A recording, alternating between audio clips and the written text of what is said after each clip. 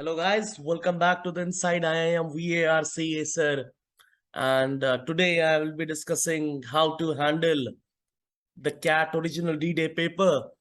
You would have gone through Ishmani's Bhatia's CAT 2021 video solutions and would have definitely learned from it. I have a bit different approach, and that is what I'll be discussing with it. As far as that statistical data is concerned, CAT 2021 slot 2 verbal ability was tougher than slot 1 and 3, and obviously the scales of slot 2 was scaled up. So in that particular matter, yeah, it was something that was really on the cards, and particularly I feel that this paper was a bit intriguing in the sense that it had a couple of very dry RC. If we go through the trends of CAT for the past 3 to 4 years, especially since 2019, when the verbal ability had become suddenly more difficult, because 15, 16, 17, it was quite easy. If you see from 2019 onwards, there was a two aspect which you could see very clearly. One of the RCs was really a difficult read.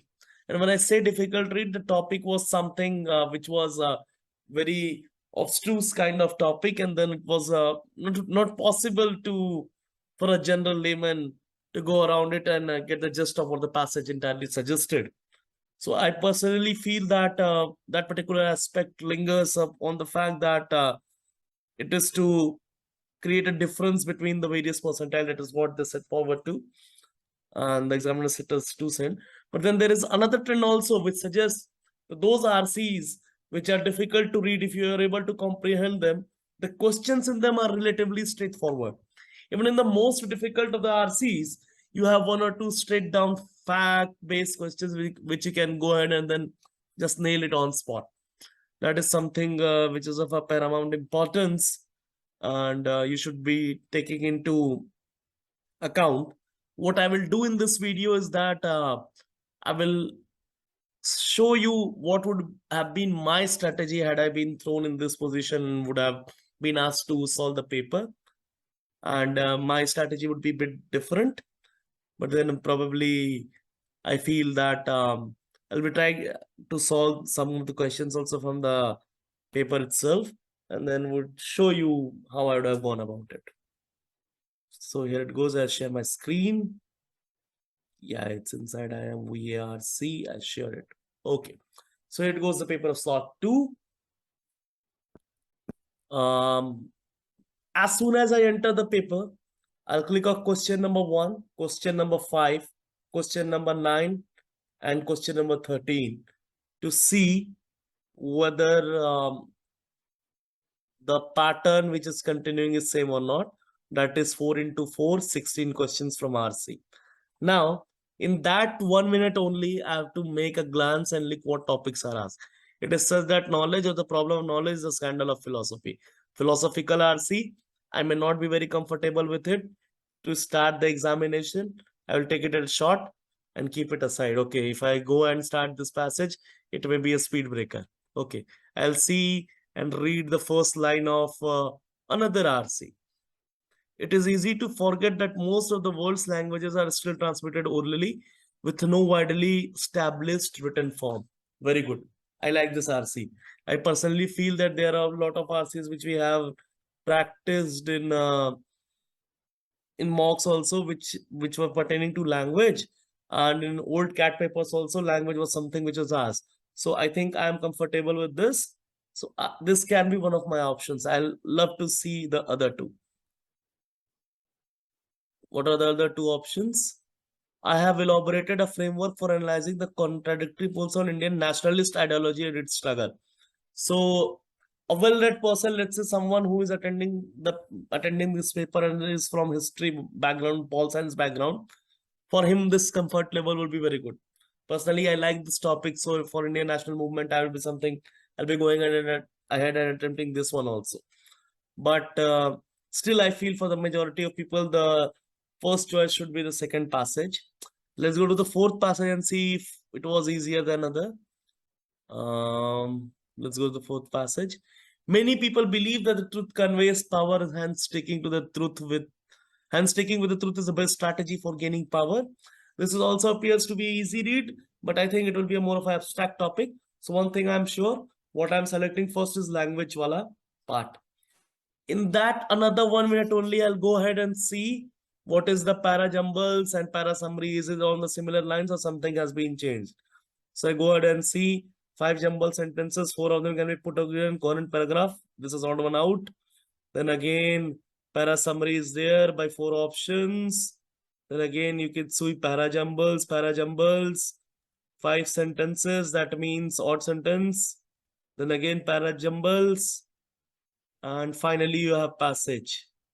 So one thing which is very sure, what has been my strategy all throughout, I will take the first passage for which I would be finding very easy to solve.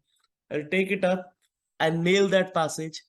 And what it will do is that I'm comfortable with that passage also. I'll take less time to solve the questions, and the questions per minute remaining for me for next passages would increase drastically. So that will give me added advantage.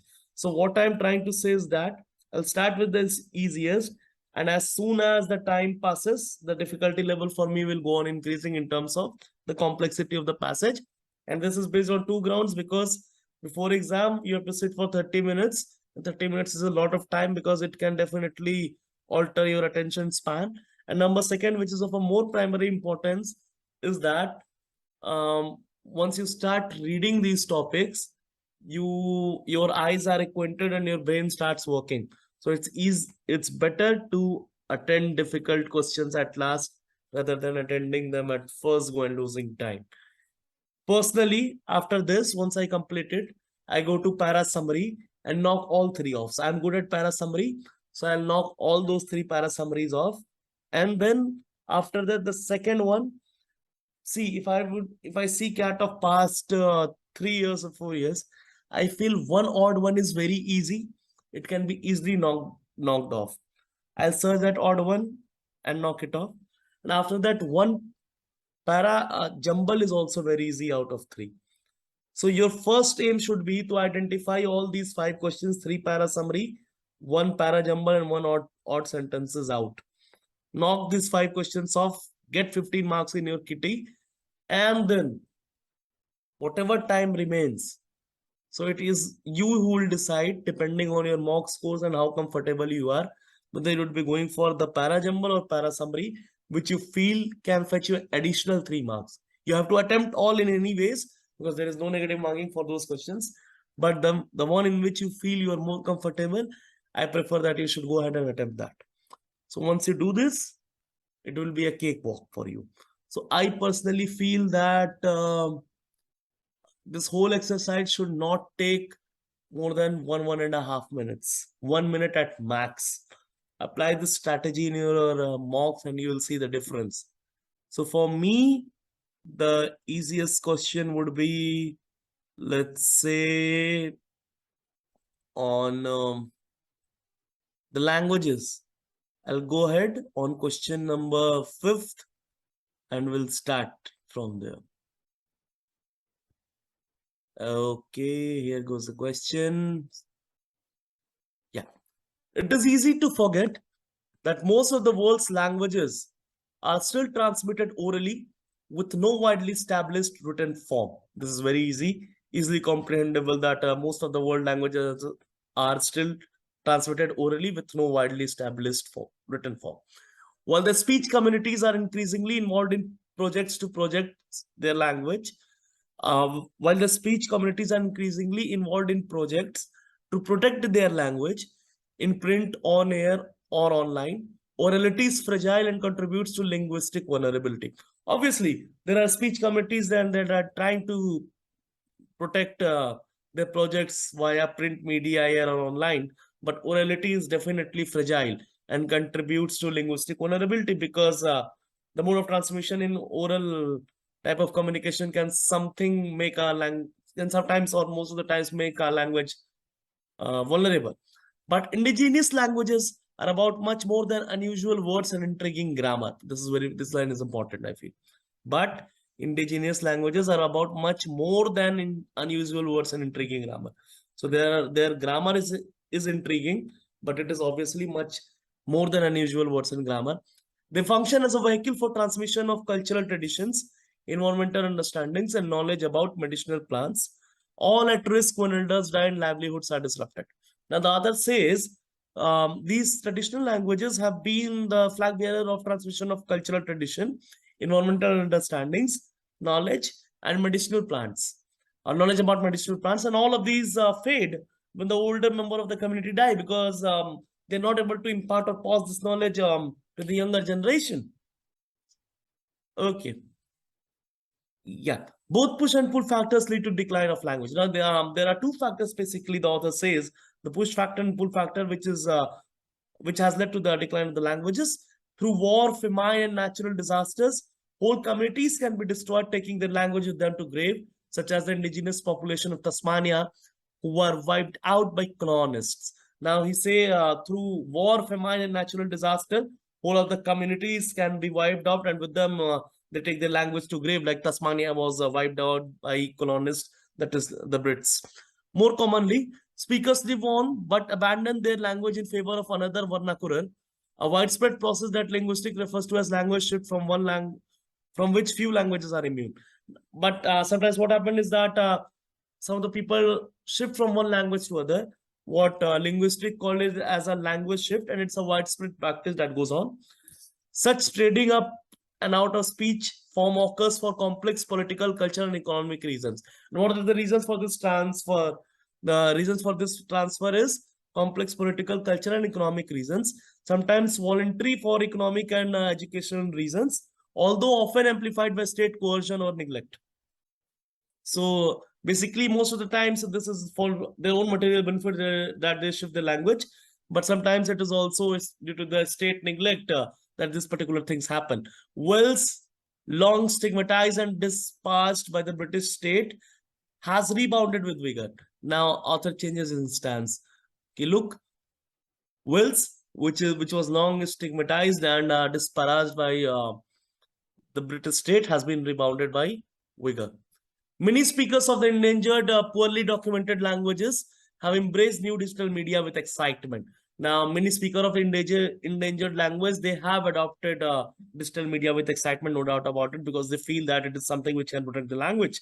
Speakers of previously exclusive oral tongues are turning to the web as a virtual space for languages to live on. Obviously, speakers of previously exclusive oral tongues are turning to web as a virtual space for languages to live on, because they feel it is something which is providing them a space to preserve the language. Internet technology offers powerful ways for oral traditional and cultural practices to survive, even thrive among increasing mobile communities. I have watched as videos of traditional wedding ceremonies and songs are recorded on smartphones in London by Nepali migrants, then uploaded to YouTube and watched an hour late by relatives in remote Himalayan villages. So it is because of this particular advent of internet that the people are recording their ceremonies, and it can be watched down there in the hills of Himalayas. And this particular thing has definitely helped us to preserve the language, and then some part of the passage has been deleted and it goes on. Globalization is regularly and often uncritically pillared as a major threat to linguistic diversity. Now, the author comes to extents. Globalization is regularly and often uncritically pillared as a major threat to linguistic diversity. So, globalization is to face the brunt that it is as a threat to linguistic diversity. But in fact, globalization is as much process as it is ideology, certainly when it comes to language. So the author says that, but globalization is as much a process as an ideology.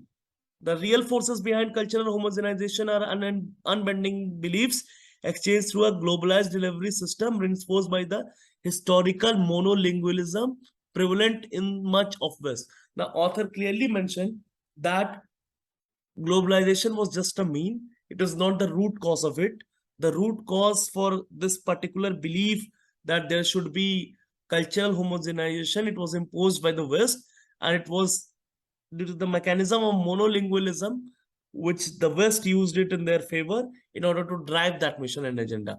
Monolingualism, the condition of being able to speak one language, is regularly accompanied by a deep-seated conviction in the value of the language over all others. Obviously, the person feels that his or her particular language is something which is above all others. Across the largest economies that make up the G8, being monolingual is still often the norm, with multilingualism appearing unusual and even somewhat exotic. Now, among the all G8 members, monolingualism is still often the norm because multilingualism appears unusual. The monolingual mindset stands in sharp contrast to the lived reality of the world, which throughout its history has been more multilingual than unilingual.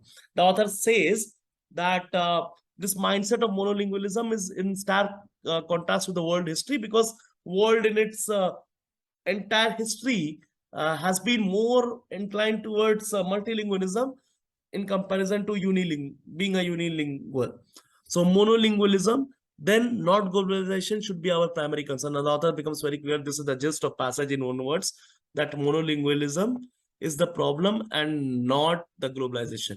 Multilingualism can help us live in a more connected and more interdependent world. By widening access to technology, globalization can support indigenous and scholarly communities engaged in documenting and protecting our shared linguistic heritage. Obviously, technology has obviously seen a boom, and multilingualism can be a medium, and technology can be a medium to protect those fragile languages are under the influence that they would be lost. For the last 5,000 years, the rise and fall of languages was intimately tied to the plough, sword, and book. In our digital age, the keyboard, screen, and web will play a decisive role in shaping the future linguistic diversity of our species. Obviously, and it's in a beautiful, beautiful, beautiful comparison between the last 5,000 years, the way the language was preserved and the way it is preserved now. So basically, the gist of the idea is author supports multilingualism and says that monolingualism is the cause and not globalization, which is to be blamed for unilingualism. So from the passage, we can infer the author is in favor of. What is the author in favor of? Author is in favor of multilingualism. What is the option? Language shift across languages. This is completely wrong, baseless bullshit. Cultural homogenization, again wrong. An expanded state role in the preservation of language, again wrong. Greater multilingualism is straight away right. So very, very easy question. Follow the process of point of elimination. You'll get right to the answer. Straight in fact, in exam also, you should not waste time. You should not waste much time on these questions. The author lists all of the following reasons for the decline or disappearance for language except. So you would have to find out the reasons for the decline of language, which the author said except for.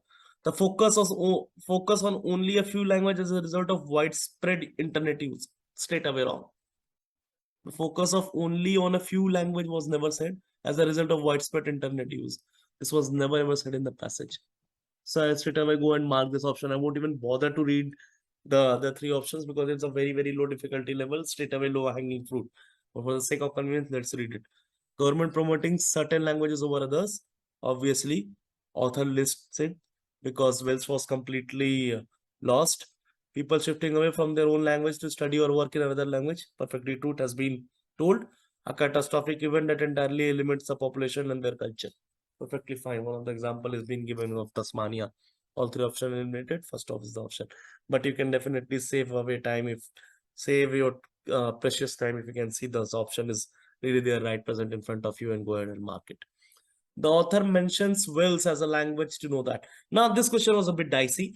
How to approach such question is to see the option and eliminate the options and you'll get to the right answer. Efforts to integrate Welsh speaker in English speaking fold have been fruitless. We don't know whether it has been fruitless or not, whether it was being resisted or not. That is not we know, and we cannot infer it from passage. So one thing is very clear in the inference based question also, you should get a clear sense of idea that it is being derived from the passage. You should not think something or cook something in your head and feel that, look, this is the answer. So obviously this answer is completely wrong. While often pillared, globalization can in fact support linguistic revival. So, okay, globalization can support linguistic revival. So what? But still, this is a close option, so I will keep this into consideration. Unless I find something better than this would be the answer. Languages can revive even after their speakers have gone through a language shift. I like this. I like this option. Now there is a fight between R and S. Let me see T. Vulnerable language can rebound with state effort. This is completely wrong. It has never been said that state helped it to get it rebound. Now, on closer inspection between R and S, while often pillared, globalization can in fact support linguistic revival. Do we do we get the hint that Welsh was revived because of globalization? Let's go ahead and read that para. Wales long stigmatized and despised, but the British state was rebounded with vigor. We don't know whether it was multilingualism or let's say cultural homogenization or let's say for that matter globalization which helped it. In fact, globalization is introduced in the paragraph much later. So that won't be the answer. Straight away, you know what is the answer. It would be yes. And go ahead and mark this and get 3 marks for free. It was that easy. You follow the principle of elimination method, you get a right answer at any cost. We can infer all of the following about indigenous languages from the passage, except that their vocabulary and grammatical constructs have been challenging to document. This is said somewhere, but I'm not sure whether I should mark this answer or not. This is somewhat true, but it is said that it is complex. It is complex for sure because the author says, I read it out. It is easy to forget that the most of the world, they're highlighted, but indigenous languages are about much more than unusual and intriguing grammar. So it has unusual words, it has intriguing grammar, but we don't know because of this unusual words and intriguing grammar whether that this particular language cannot be written. We are not very sure. So definitely it is not something we can extrapolate. So let's go and see what other options have in store. Other options come here. They are responsible for traditional knowledge about environment and culture. Very correct, because it has been clearly told that the cultural tradition takes place, and when the older people die, obviously, and when an entire set of population is lost, they take their language and culture along with them to their grave.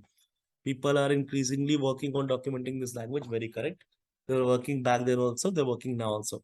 They're in danger of being wiped out as most can only be transmitted orally. It is between U and X. Now you have to see which of them is correct. Let's go and read the passage again.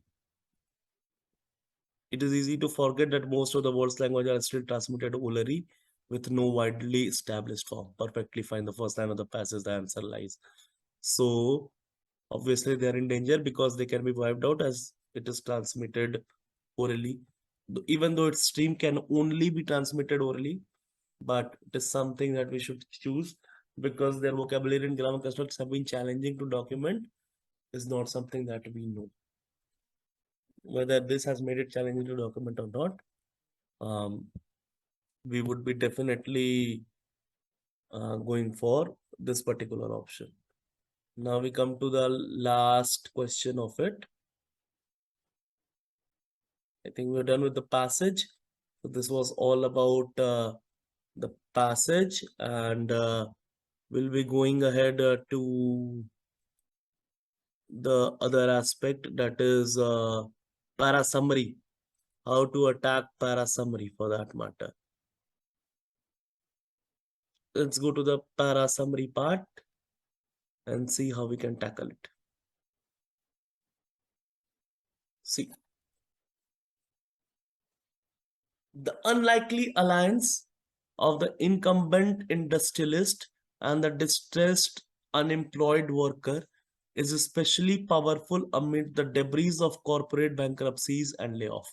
Now, the author says there is an unlikely alliance between the incumbent industrialist and the distressed unemployed worker during the debris of corporate bankruptcies and layoffs. So it is an alliance. And why it is an alliance? Because it is an unlucky alliance, because while the industrialists are powerful enough, but the unemployed worker is obviously distressed.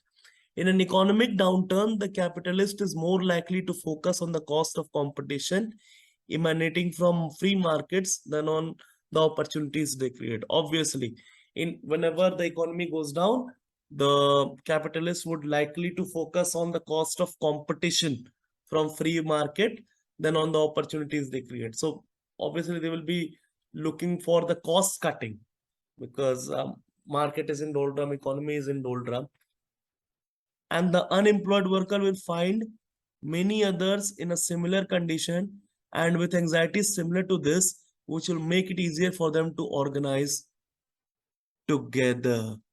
Obviously, and the unemployed worker will find many others in a similar condition, because other people would have also lost their jobs, and with their anxiety together, it would help them make a better organization for themselves. They can reunite together for a greater cause, which will make it easier for them to organize together. Using the cover and the political organization provided by the distress, the capitalists capture the political agenda. Now, and because of this, and these workers sadly find their solace in the capitalist, and the capitalists are able to capture the political agenda. This is what is said by the summary. Now let's go to the options and eliminate it. The options are close, but if you inspect closely, you'll get to see what the right answer is. The purpose of an unlikely alliance between the industrialist and unemployed during an economic downturn is to stifle competition in free market. Is to stifle competition in free market. It is never said that they have to stifle competition in free market. They have to focus on the cost of competition emanating from free market than on the opportunities it creates. So it is not to stifle the competition in free market. First option is straight away wrong. In an economic downturn, the capitalist uses the anxieties of the unemployed and the political organization to set political agenda to suit their economic interest. I like this option. It's a kind of bit extreme, but I like this. If I don't find a better option other than this, I'll go ahead and mark this option. Now go and let's read the C option. An unlikely alliance of the industrialist and then the unemployed happen during an economic downturn in which they come together to unite politically and capture the political agenda. I like this option better than it, and I'll tell you why I like it. Go for the fourth one. An economic downturns create competition because of which the capitalists capture the political agenda created by the political organization provided by the unemployed. An economic downturn creates competition because of which the capitalist captures the political agenda. This is wrong. Straight away wrong. It does not create competition. So this is wrong.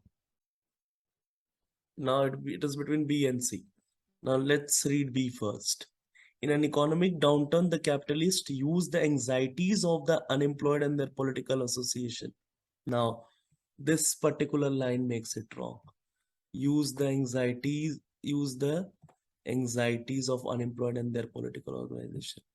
The author in the passage says, due to their anxiety, they form the group, and these capitalists leverage this group and place their political agenda, and they are able to get their leverage. So they don't use the anxieties of these people. They use the group cohesion, and they are able to form the economic agenda. An unlikely alliance of the industrialists and the unemployed happens during economic downturn in which they come together to unite politically and capture the political agenda is something which I'll go ahead and mark this, and this will be the right answer for the message. This is how you should follow the principle of elimination. Now we'll go for the odd sentences. Before going for odd sentences, let's read this odd sentence, the four sentences.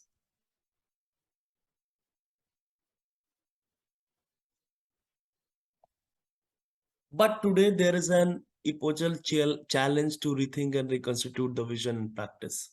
Now, see, for the odd sentences, it is highly unlikely that a sentence can begin with but. So, straight away, this won't be the answer. We are at crossroads now in our vision and practice for development. We are at crossroads now. This can be an opening statement. I'll wait and see with which it can pair up. This calls for cultivation of appropriate ethical mode of being in our lives within this again can't match two. So what we have to do is we have to find pair. We can't start from one, we can't start from three. Half a century ago, development began as a hope of better human possibility. But in the last 50 years, this hope has lost itself in the dreary deserts of various kinds of hegemonic applications. I like this. This can be the starting of this paragraph, but if you think closely, we see we are at a crossroad now in our vision and practice of development. Crossroad means two inflecting points which are meeting together. So, if you combine 2 and 4, they form a pair. You don't know whether 4 is coming first or 2 is coming first. Now you read 2 first and then follow it by 4. We are at crossroads now in our vision and practice of development. Half a century ago, development began. Now it is being connected. Development over here is being connected now. Half a century ago, development began as a hope for better human possibility. But in the last 50 years, this hope has lost itself in the dreary desert of various kind of hegemonic applications. But today, now again the author says ki half a century ago, but in last 50 years, this hope has been lost. Again, the author shifted stance. But today there is an epochal challenge to rethink and reconstitute the vision and practice of development as shared responsibility. Don't need to read much. Now go for 3. This calls for cultivation of appropriate ethical mode of being in our lives, which enable us to realize the global and planetary situation of shared living responsibility. Perfectly clear. Don't waste much time. You got the opening sentence, pair it with the remaining sentence, pair the other two remaining sentence, find the connecting dot, and you get a story very easily. The answer for this particular question will be 2413. It's very, very easy. This is how you should go ahead and attempt an exam, because this is what will help you out. Now we go to the last part, that is para jumbles. And para jumbles is something which is of a odd sentences, which is of a paramount importance. And this also, the idea is very similar. You group 4 sentences. Here the order does not matter. The fifth one, which is not falling in place, is something which will be your answer. Now look at this para jumble. It has taken on a warm fuzzy glow in the advertisement world, where its potential is being widely discussed. So this can't be the opening sentence. I'm not looking for it. I'll be going for opening sentence. There's little enthusiasm for this in scientific arena. This is again not the opening sentence. The new growing field of neuromarketing attempts to reveal the inner working of consumer behavior and is an extension of the study of how choices and consumer are made. Perfect opening for the paragraph. Third will be definitely be an opening. Some see neuromarketing as an attempt to make the art of advertising into science, being used by marketing experts to back up their proposal with some sort of real data. Perfectly follows.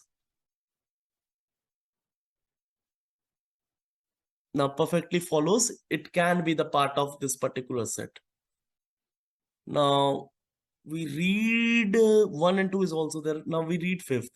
The marketing gurus have already started drawing on psychology in developing tests and theories, and advertising people have borrowed the idea of focus group from social scientists. So, a person could have guessed what could have been the answer. In this question, option fifth is not matching to the tone of what the passage was trying to convey. Everywhere it has, see how it has been presented. It has taken on a warm fuzzy glow in the advertisement world where its potential is being discussed.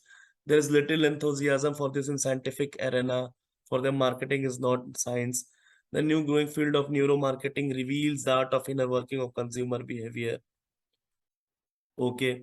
So now, and some people see neuromarketing as an attempt to make the art of advertising into science. So if you go for the, what would be the correct sequence? The correct sequence for this will be the new growing field of neuromarketing attempts to reveal the inner working of consumer behavior and is an extension of the study of how choices and decisions are made.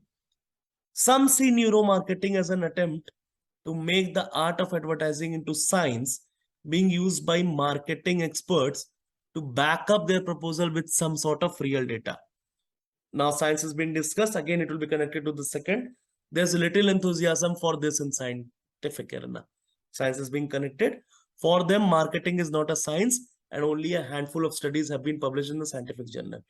It has taken on a warm, fuzzy glow in the advertising world, where its potential is being widely discussed, and it is being claimed as the undeniable wave of future.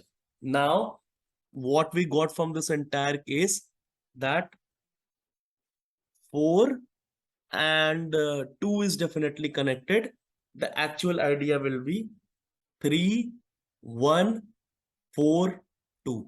This would be the exact sequence. Now read it. The new growing field of neuromarketing attempts to reveal the inner working of consumer behavior and is an extension of the study of how choices and decisions are made. Now, it will go on. It has taken on a warm, fuzzy glow in the advertising world, where its potential is being widely discussed and it is being claimed as undeniable wave of the future. Some see neuromarketing as an attempt to make the art of advertising into a science, being used by marketing experts to back up their proposal with some sort of real data. There is little enthusiasm for this in scientific arena. For them, marketing is not a science, and only a handful of studies have been published in scientific journals. Now, 3142 in the sequence, will be definitely able to connect it. See the fifth one. The marketing gurus have already started drawing on psychology in developing testing and theories, drawing on psychology in developing theories and testing, and advertising people have borrowed the ideas of focus group social scientists. So, consumer behavior in terms of neuromarketing is being discussed, and here they are introducing psychology, which is definitely the study of human minds and behavior. But we don't know that, we don't want to know whether marketing gurus are what they tend to do. What are they doing? The passage is introducing us to the concept of neuromarketing. So it is definitely outside the scope of passage. So there are two ways in which you can find the odd one sentence out. The easiest of the odd one out like this will have an option which will be totally irrelevant to the context, because one different idea will be presented altogether, and this idea will be completely different and aloof of what has been presented to you. The second and the most important aspect of this particular passage or RC in itself is, what you have to do is that most of the time you'll be able to form a pair, form the pair. One which does not form, eliminate that up, because anyways you don't have to arrange that. So the fifth one will be the right answer. This makes sense. This was my approach of how to go for CAT papers.